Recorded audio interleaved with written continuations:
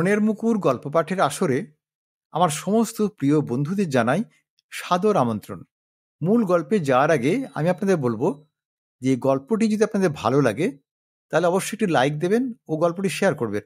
আর যদি চ্যানেলটি এখনো সাবস্ক্রাইব না করে থাকেন তাহলে সাবস্ক্রাইব করে দেবেন। এবার তাহলে মূল গল্পে আসা যাক। আজ আমি আপনাদের যে গল্পটি পড়ে শোনাবো সেটি টেনিদার একটি খুব মজার গল্প। গল্পের নাম পেশোয়ার কি আমির। চাটুর্যেদের রকে বসে আমি একটা পাকা আমকে কায়দা করতে চেষ্টা করছিলাম, কিন্তু বেশিক্ষণ খেতে হলো না। গোটা চারে কামড় দিয়ে ফেলে দিতে হলো। এসা টক, দাঁতগুলো শিরশির করতে লাগলো। মেজাজটা বেজায় খিঁচড়ে গেল আমার।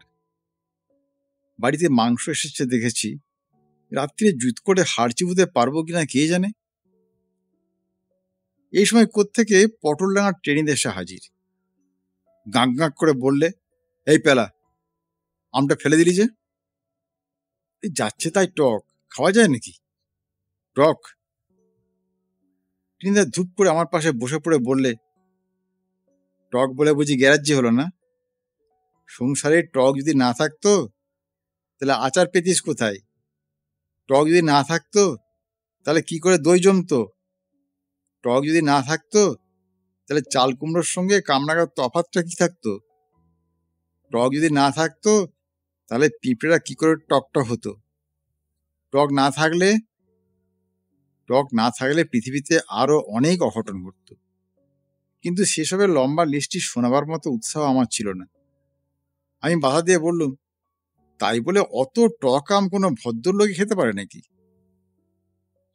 আমের গন্ধে কোত্থেকে একটা মস্ত নীল রঙের কাঁঠালের মাছি এসেছে।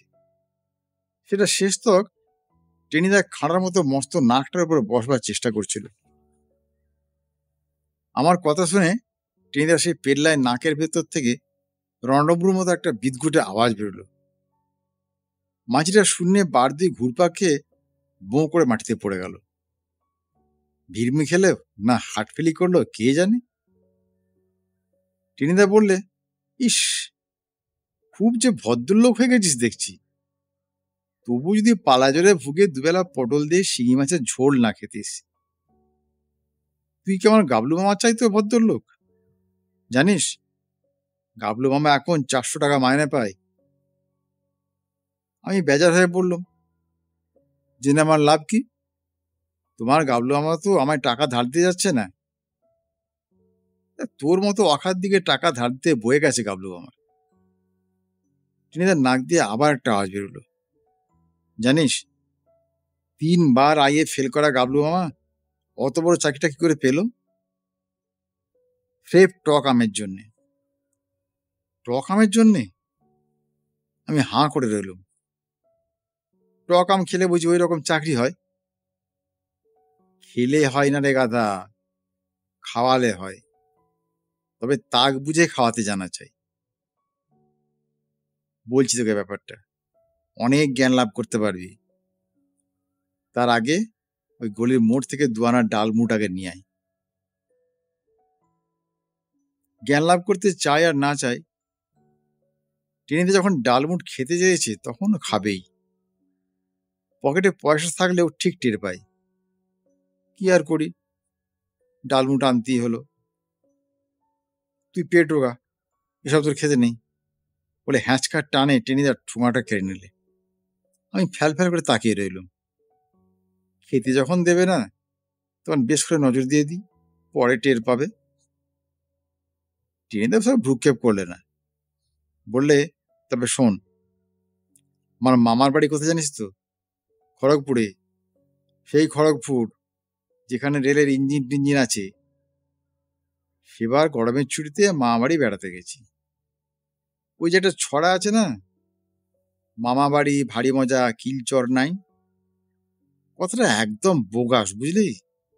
কখনো বিশ্বাস করিসনি। অবশ্যই মামা বাড়িতে ভালো লোক যে একবারে নেই তা নয়। দিদিমা দাদু এরা বেশ খাসা লোক, বড় মামিরাও মন্দ নয়। কিন্তু গাবলু মামাটা বুঝলি ভীষণ ডেঞ্জারাস হয়। বললে বিশ্বাস করবি নে, 7 দিনের মধ্যে গাবলু মামা 2 বার আমার কান টেনে দিলে। এমন কিছু করিনি, কেবল একদিন ওর ঘড়িটা একটু চাবি দিয়েছিলাম, তাতে নাকি স্প্রিংটা কেটে গিয়েছিল। আর একদিন ওর সাদা নাগরাটা কালো কালি দিয়ে একটু পালিশ করেছিল, আর নেটের মশারিতে কাঁচি দিয়ে একটা প্রকাণ্ড জানলা বানিয়ে দিয়েছিল। এর জন্য দুদিন আমার কান ধরে পাক দিয়ে দিলে। কি ভীষণ ছোট লোক বল দেখি। তা করে করুক গাবলু আমার, কিন্তু খড়গপুরের দিনগুলো আমার ভালোই কাটছিল। দিব্যি খাওয়া দাওয়া, মজা সেই স্টেশনে রেল দেখে বেড়ানো, হাঁটতে হাঁটতে একেবারে কাঁসাইয়ের পুল পর্যন্ত চলে যাওয়া, সেখানে বেশ চড়ুই ভাতি, আরো কত কি বেশ ছিল। বেশ মনের মতো বন্ধু জুটে গিয়েছিল একটি, তার ডাক নাম ঘটা, ভালো নাম ঘটকর্পর। ওর ছোট ভাইয়ের নাম খপনক, ওর দাদার নাম বরাহ। ওদের বাবা গোবর্ধন বাবুর ইচ্ছে ছিল ওদের 9 ভাইকে নিয়ে নবরত্ন সভা বসাবেন বাড়িতে, কিন্তু খপনকের পর আর ভাই জন্মালো না, খালি বোন আর বোন। রেগে গিয়ে গোবর্ধন বাবু তাদের নাম দিতে লাগলেন জ্বালামুখী, মুন্ডমালিনী, এইসব। এমনকি খনা নাম পর্যন্ত রাখলেন না কারুর। তা এই 3 রত্নই যথেষ্ট, একবারে 3 তিরিকে নয়, এক একটা বিচ্ছু অবতার। আর ঘটা তো একবারে সাক্ষাৎ শয়তানির ঘট। আগে কি আর বুঝতে পেরেছিলাম? তাহলে ঘটা ত্রিসীমানায় কে যায়? ওর ঠাকুরমার ভাড়ার থেকে 1000 টাকা চুরি করে এনে আমায় খাওয়াতো। আমি ভাবতুম অমন ভালো ছেলে বুঝি দুনিয়ায় আর হয় না। কিন্তু শেষকালে এই ঘটায় আমাকে এমন একখানা লেঙ্গি মেরে দিলে যে কি বলবো।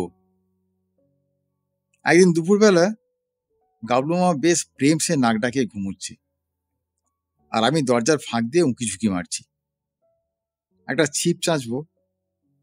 গাবলু আমার দাড়ি কামানোর চকচকে খুঁটটা হাত সাফাই করতে পারলে ভীষণ সুবিধা হয়। এমন সময় ফিসফিস করে ঘরটা আমার কানে কানে বললে, এইটা নেই, আম খাবি? কেন খাবো না, কে তার ভয় কি? আর আমায় জানিস তো পেলা, খাওয়ার ব্যাপারে কাপড় হতো আমার একদম বরদাস্ত হয় না। সঙ্গে সঙ্গে দুহাত তুলে লাফিয়ে উঠে আমি বললুম, কোথায় রে? আমাদের বাগানে। আমি বললুম, ওরে বাবা। বলবার কারণ ছিল, গোবর্ধন বাবুর খুব ভালো একটা আমের বাগান আছে, বাছাই বাছাই সব কলমের আম, ল্যাংড়া, বোম্বাই, মিছরিভোগ, আরো কত কি। 1.5 মাইল দূর থেকেও আমের গন্ধে জিভে জল আসে, কিন্তু কাছে যায় সাধ্বিকার। জমদূতের মতো একটা ऐसा জোয়ান মালি রাত দিন খাড়া পাহারা দিচ্ছে সেখানে। একটু উঁকি ঝুঁকি দিয়েছ কি সঙ্গে সঙ্গে বাজখাই গলায় হাঁক পারবে, এখানে হচ্ছে কি, ওসব চলিবে নি, না পালাইছ তো পিট্টি খাইছ। ঘটা বললে, কিচ্ছু ঘাবড়াসনি বুঝলি, আর জামাই ষষ্ঠী কিনা। মালি এবেলা শ্বশুর বাড়ি গেছে, ভালো মন্দ খেয়ে দিয়ে সন্ধ্যের পরে ফিরবে, আজকেই সুযোগ। অমন জাঁজরেল মালিরও শ্বশুর বাড়ি থাকে, আমার তো বিশ্বাসই হলো না। ঘটা বললে, সত্যি বলছি টেনি, চল না বাগানে, গেলি বুঝতে পারবি। গেলুম বাগানে। বিগতিক দেখলেই রামদৌড় লাগাবো, লম্বা লম্বা ঠ্যাং দুটো তো আছেই। গিয়ে দেখি সত্যিই তাই, মালির ঘরে মস্ত একটা তালা ঝুলছে, আর বাগানে গাছ ভর্তি আম আর আম, তাদের কি রং আর কেসা খুশবু, মনে হলো যেন স্বর্গের নন্দনবন এসে ঢুকেছি। আর চারিদিকে অমৃত ফল ঝুলছে। কিন্তু হলে কি হবে, প্রায় সবগুলো গাছই বিচ্ছি রকমের জাল দিয়ে ঘেরাও করা, ঢিল মারলে পড়বে না, আঁকশিতে নামবে না। শুধু একদিকে বেঁটে চেহারার একটা গাছে কোনো জাল নেই। আর কি আম হয়েছে সে গাছটায়, মাটির হাতখানে কাছাকাছি পর্যন্ত আম ঝুলে পড়েছে, পেকে টুকটুক করছে আমগুলো। লালে আর হলদেতে কি আশ্চর্য তাদের রং, দেখি আনন্দে আমার মূর্ছা যাবার যোগ হলো। ঘটা বললে, এ আমের নাম হলো পেশোয়ার কি আমির, আমের সেরা, খেলে মনে হবে পেশোয়ারের আঙ্গুর। ভীমনাগের সন্দেশ আর কাশির চমচম যেন একসঙ্গে খাচ্ছিস। লেগে যায় টেনি। বলবার আগেই আমি লেগে গেছি। চোখের নিমেষে টেনে নামিয়েছি গোটাপন্ড পেশোয়ারকে আমির। তারপর বেশ টুসটুসে একটা আমে যেই কামড় বসিয়েছি, সঙ্গে সঙ্গে কি হলো সে আমার মনে নেই পেলা। আমি মাথা ঘুরে সেইখানেই বসে পড়লুম। উড়ে বাপস, কি টক! 10 মিনিট ধরে খালি মনে হতে লাগলো আমার দুপাটি দাঁতের উপর কেউ দমাদ্দম যেন হাতুড়ি ঠুকছে। আমার দোকানে 30টা ঝিঝি পোকা কোরাস গাইছে।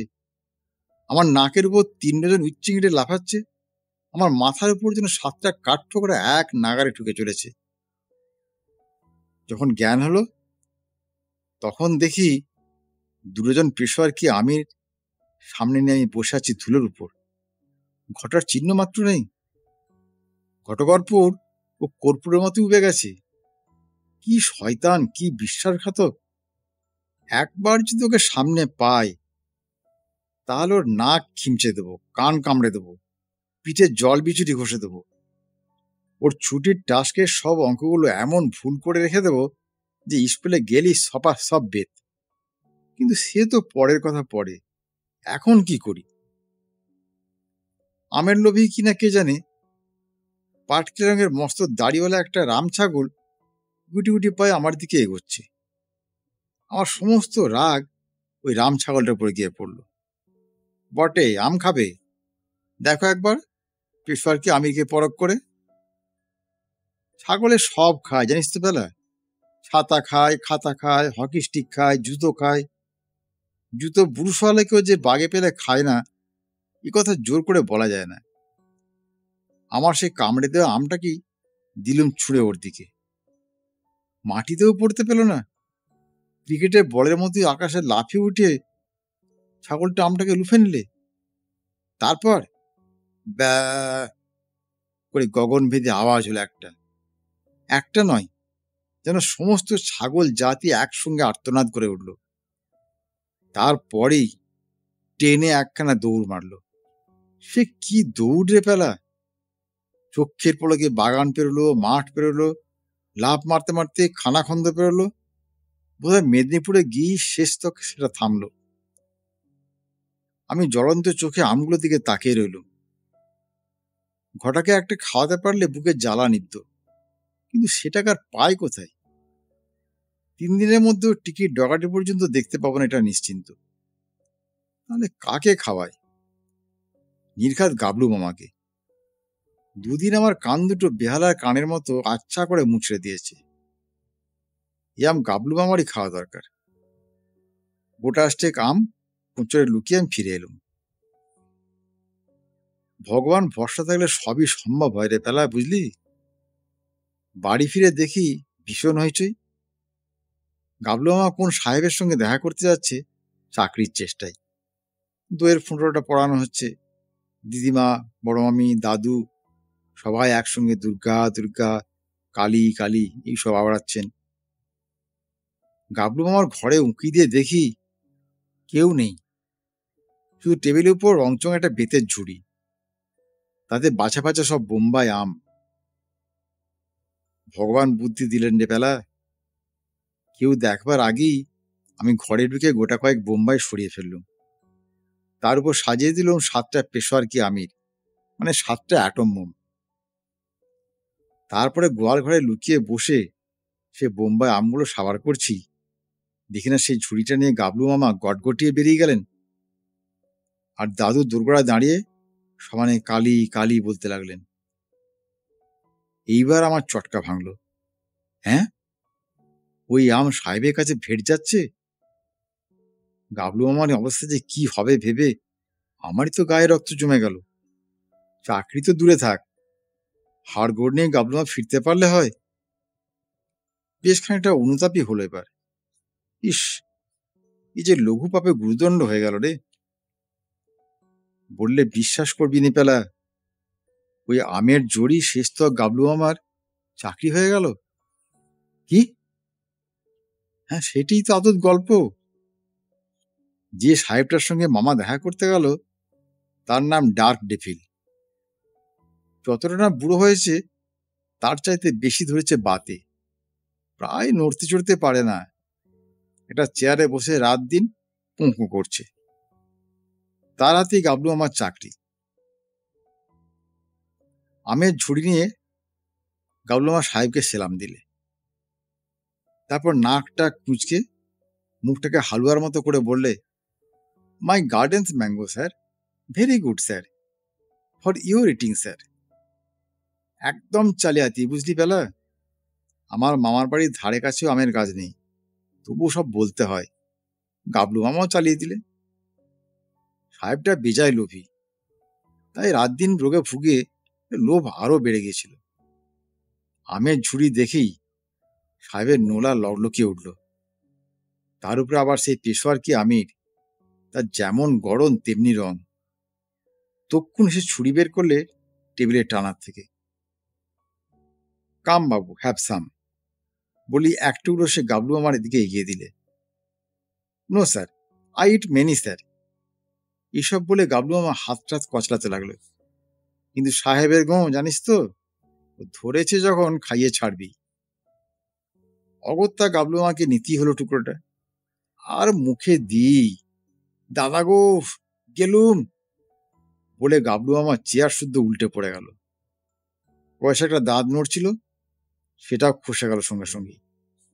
আর সাহেব আমে কামড় দিই একটা বিটকেল আওয়াজ ছাড়লে, ও গস ঘুমাক। তারপরই তড়াক করে এক লাফে টেবিলে উঠে পড়ল। দাঁড়িয়ে উঠে বললে, মাই গড, ক্যাচাত। এই বলে আর এক লাফ। মাথার উপর ফ্যান ঘুরছিল, সাহেব তার একটা ব্লেডকে চেপে ধরলে। তারপর ঘুরন্ত ফ্যানের সঙ্গে শূন্যে ঘুরতে লাগলো বাঁই বাঁই করে। সে কি যাচ্ছে তাই কাণ্ড, তুই কি বলবো পেলা। ঘরের ভেতর নানান রকম আওয়াজ শুনে সাহেবের আড়দালে ছুটে এসেছিল। সে সাহেবকে ফ্যানের সঙ্গে বনবনে ঘুরতে দেখে বললে, রাম রাম, এই কেসা কাম, বলে সে কাকের মতো হাঁ করে রইল। আর সেই সময় ঘুরন্ত আর উড়ন্ত সাহেবের হাত থেকে পেশোয়ারকে আমি টুপ করে খসে পড়ল। আর পড়বি তো পর একেবারে আড়দালের হাঁ করা মুখে, এ দেশওয়ালি ভাই জান গাই রে, বলে আড়দালি পাঁই পাঁই করে একেবারে স্টেশনের প্ল্যাটফর্মে এসে পড়ল। তখন মাদ্রাজ মেল স্টেশন ছেড়ে চলে যাচ্ছে। এক লাফে তাতেই উঠে পড়লো আর্দালি। তারপরই পতন ও মূর্ছা। ওয়ালটেয়ারে গিয়ে নাকি তার জ্ঞান হয়েছিল। ততক্ষণে গাবলু মার চটকা ভেঙেছে। মাথার উপরে সাহেবের বুটের ঠোক্কর কাঁধে এসে লাগতেই গাবলু মার টেনে ছুট। এক দৌড়ে বাড়িতে এসে আছাড় খেয়ে পড়ল। তারপরই 104 জ্বর, আর তার সঙ্গে ভুল বকুনি। ওই ওই আম আসছে, আমায় ধরলে। বাড়িতে তো কান্নাকাটি। আমার মনের অবস্থা তো বুঝতেই পারছিস। কিন্তু পরের দিন কি তাজ্জব কাণ্ড। সকালেই সাহেবের 2 নম্বর চাপরাশি গাবলু মার নামে এক চিঠি এসে হাজির। ব্যাপার কি? না, গাবলু মার চাকরি হয়েছে, 250 টাকা মাইনের চাকরি। এমন করে হলো? আরে কেন হবে না, সাহেব তো ফ্যানের ব্লেড থেকে ছিটকে পড়লো। পড়তেই দেখে আশ্চর্য ঘটনা, সাহেবের 10 বছরের বাত, হাত পা ভালো করে নাড়তে পারতো না। পেশোয়ার কি আমিরের এক ধাক্কাতেই সে বাত বাপ বাপ করে পালিয়েছে। কাল সারা বিকেল সাহেব মাঠে ফুটবল খেলেছে, আনন্দের সকলকে ভেঙচি কেটেছে। বাড়ি ফিরে তার পেল্লায় মোটা মেম সাহেবের সঙ্গে মারামারি পর্যন্ত করেছে। আর গাবলু মামার জ্বর তক্ষণে রেমিশন। 10 বালতি জলে চান করে ভাত খেয়ে কোট প্যান্টালুন পরে গাবলু মামা তক্ষুনি সাহেবকে সেলাম দিয়ে ছুটল। বুঝলি পেলা, তাই বলছিলাম প্রকামকে অচ্ছেদ্যা করতে নেই। জুত মতো কাউকে খাইয়ে দিতে পারলে বরাত খুলে যায়। ডালমুড়ের ঠোঙাটা শেষ করে টুনিদা থামল। আহা, এমন বাতের ওষুধ। আমি বললুম, সে আম গাছটা। দীর্ঘশ্বাস ফেলে টেনিদা বললে, ওসব ভগবানের দান রে, বেশি দিন কি সংসারে থাকে। পরদিনই কালবৈশাখী ঝড়ে গাছটা ভেঙে পড়ে গিয়েছিল। আজকের গল্প তাহলে এখানেই শেষ করছি। গল্পটি কেমন লাগলো তা কমেন্ট করে জানাবেন, আর যদি ভালো লাগে তাহলে একটা লাইক দেবেন ও গল্পটি শেয়ার করবেন। আর যদি মনের মুকুর চ্যানেলটি এখনও সাবস্ক্রাইব না করে থাকেন তাহলে এখনই সাবস্ক্রাইব করে দিন। আজ তাহলে আসি বন্ধু, খুব শিগগিরই আবার হাজির হব এরকম একটি সুন্দর গল্পের ভিডিও নিয়ে। ততক্ষণ সবাই খুব ভালো থাকুন, সুস্থ থাকুন, আনন্দে থাকুন। নমস্কার।